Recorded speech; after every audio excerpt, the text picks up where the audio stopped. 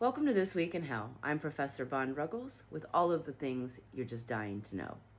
It's time for another book review, and boy, I could do a book review just about every time I do one of these videos.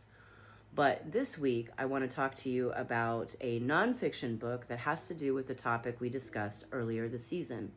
The second book is a nonfiction, is a fiction, which I don't have a copy of, but we're actually just about near the anniversary of when that book was written.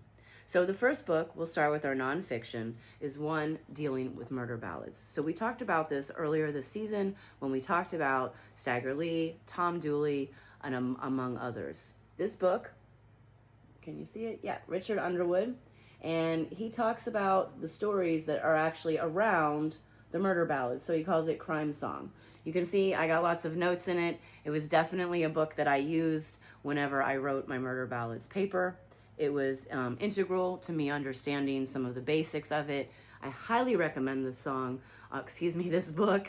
It will give you a lot of insight to the murder ballad songs, and I think that you will really, really enjoy it. Now, for the fiction book, did you know we're almost near the anniversary of a book that would keep on giving? And that is Bram Stoker's Dracula.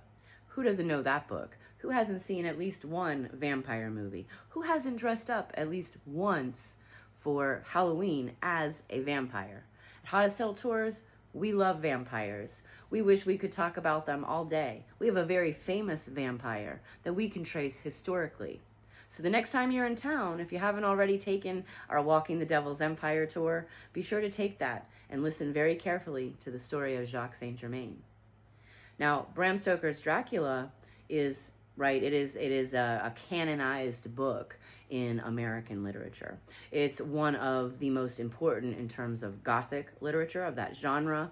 It includes authors like Edgar Allan Poe, Mary Shelley and her Frankenstein book, and so on and so forth.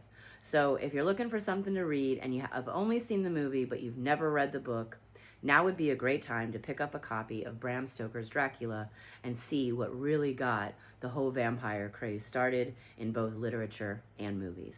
Thanks so much for joining us this week. We'll see you next time on This Week in Hell.